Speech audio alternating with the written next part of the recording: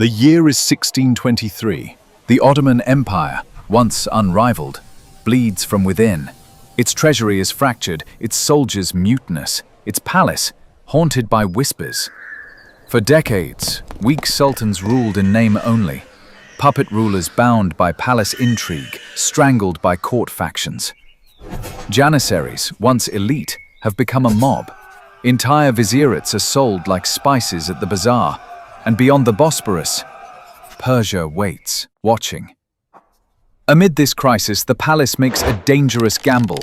They place a crown on the head of a child. Murad IV is 11 years old when he is declared Padishah. Too young to read a battle report, too clever to be dismissed as a boy. His mother, Sultan Sultan, becomes regent, one of the most powerful women in Ottoman history. She rules not from behind the curtain, but from within the mirror. Diplomats write of her tact. The Venetian Bilo calls her lively, ambitious, with a gaze that sees through walls. She appoints viziers, commands armies, and, most importantly, keeps her son alive. For in the Ottoman court, succession is written in blood. Murad's younger brothers are not companions, they are rivals, and sometimes targets. Topkapi becomes a cage. Murad grows in silence, not by discipline, but survival. He watches as one grand vizier after another is deposed, executed, exiled. The Janissaries, once forbidden to marry, now parade wives and children through the barracks. The Devshirme system, once the soul of the empire's strength, has collapsed. No law holds, no official is safe. Even the muezzin sells his post for coin. And Murad, hidden behind tapestries, listens and remembers. In 1632, Murad has had enough. At the age of 20, he orchestrates a coup within his own court. Kosem is sidelined. The Janissaries who once protected him are now hunted. He has Grand Vizier Hafiz Ahmed Pasha strangled without trial.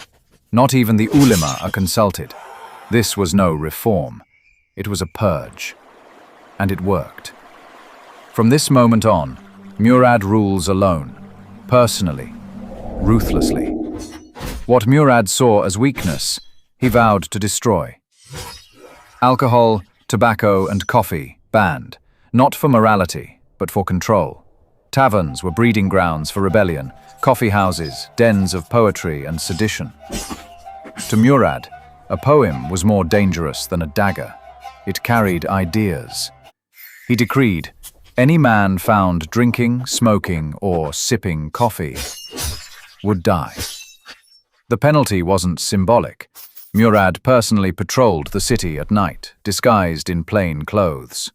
He once slit a man's throat for drinking raki beneath the moonlight, then paid for the man's funeral with imperial coin. Justice was swift and staged.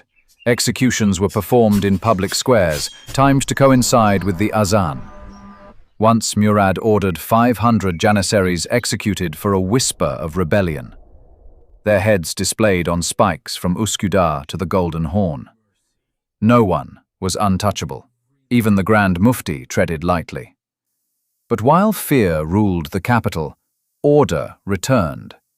Taxes were collected, soldiers paid, the bazaars reopened. Istanbul breathed again, albeit quietly. But Murad wanted more than peace. He wanted legacy. In 1635, he marched east with 100,000 men to Erivan, then part of Safavid Persia. The campaign was brutal. Frostbite claimed as many soldiers as enemy blades, but Murad persisted. He wrote to his commanders, "Victory is not inherited, it is seized." Erivan fell. Persian garrisons were decimated. The flag of the crescent waved above the fortress walls. Europe, watching, shuddered. The boy Sultan was now a general. 3 years later, he launched his masterpiece, the recapture of Baghdad. Once a jewel of Abbasid glory, it had slipped from Ottoman hands. Murad's army was vast. Yet he led it not from a golden tent, but the front lines. He wrote a decree on horseback, mid-campaign, threatening to hang any officer who retreated without cause. After a brutal siege lasting over a month, the city collapsed. Murad ordered a ceremonial prayer, then executed nearly 2,000 prisoners for resisting imperial rule. He left behind a treaty and a warning. But the Iron Sultan was not immune to the poisons he banned. Murad drank heavily, not in celebration, in despair. In secret chambers, he consumed wine behind drawn curtains, alone save for musicians and ghosts. He spoke to no one, slept little. His health collapsed. By 1639, he could barely walk unaided. His doctors knew the cause, but none dared speak it. On February 8, 1640, Murad IV died. Cirrhosis of the liver, the same substance he outlawed, had devoured him. He left behind no heirs. His brothers, kept in the cafes, years of isolation had shattered them. His death returned the empire to uncertainty, but for a brief, burning decade, he brought it to heel. Through cruelty, through fire, through law and war, Murad IV carved his name into history.